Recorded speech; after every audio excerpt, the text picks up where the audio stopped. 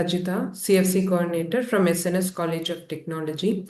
So in the previous lecture series, we discussed about the operational amplifier, that is the analog IC, which falls under the linear integrated circuits, its various configurations as well as its advantages.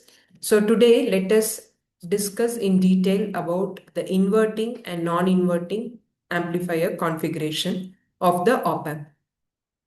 So coming to the recap of the op-amp, it is nothing but a high gain voltage amplifier, differential amplifier, and its key characteristics are such that it has a very high input impedance and a very low output impedance. And it is used in various versatile applications such as summing, signal conditioning, amplification, and etc. So now moving deeper into the inverting amplifier circuit as well as its gain formula. So the circuit shows the amplifier here, which is connected with the input in the inverting terminal, and the non-inverting terminal is being grounded. The inverting terminal is represented with a minus sign and the non-inverting terminal is represented with a plus sign here. You can see that there are two resistors. So one is the feedback resistor R2 and another is the input resistor R1, and the supply voltage is denoted as Vin, as well as the output voltage is given as Vout. So now you can see in the waveform that Vin is the input voltage with the time period T and Vout is the output voltage. Right from the circuit, you can see that there is a complete 180-degree phase shift between the input waveform and the output waveform. That is why this type of configuration is called as inverting amplifier configuration. So this inverting amplifier configuration not only shows that there is an inversion or there's a phase shift, but there is also an amplification from the input to the output.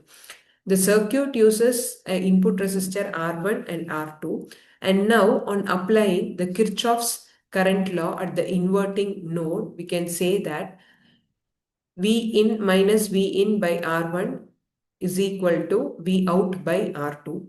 So the gain formula can be simplified as AV is equal to V out by V in, that is equal to minus R2 by Rn.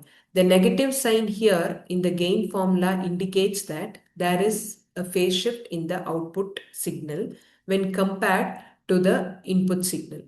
Now moving into the non-inverting amplifier circuit, you can see the difference in the circuit configuration. The input voltage is connected to the positive terminal and the negative terminal is being grounded with an input resistor R1. Also, the feedback resistor R2 remains at the negative side in order to stabilize the circuit. So the output voltage remains in phase with the input voltage. You can clearly see it from the graph here that the output voltage is in phase and there is no inversion taking place here with respect to the time t, and the feedback resistor R2 and series resistor R1 forms a voltage divider circuit at the inverting input. Due to the virtual short concept, the voltage at the inverting input equals the voltage at the non-inverting input. And while applying the Kirchhoff's law, you can see that the gain voltage gain formula is derived as AV is equal to 1 plus R2 by R1. So always here the gain is greater than 1 because it is 1 plus R2 by R1, or it can be equal to 1. So if it is completely equal to 1, it means that there is no amplification, meaning that the input and the output is going to remain exactly the same. So the general comparison between an inverting and the non-inverting terminal goes as the input terminal is connected to the inverting part for inverting amplifier and a non-inverting pin to the non-inverting amplifier.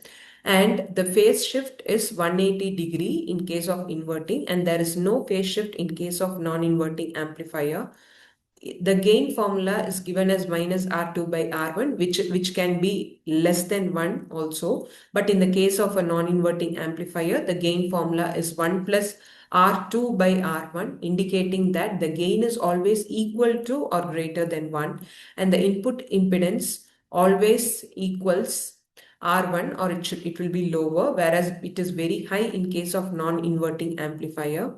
And the common mode rejection ratio is lower for inverting and higher in case of non-inverting amplifier. And the application is such that the inverting amplifiers are used for signal inversion, summing, amplification, etc. Whereas in the case of non-inverting amplifier, they are used for buffers and inverting amplifiers as well as voltage followers. Thanks. Let us meet up in the next video lecture series.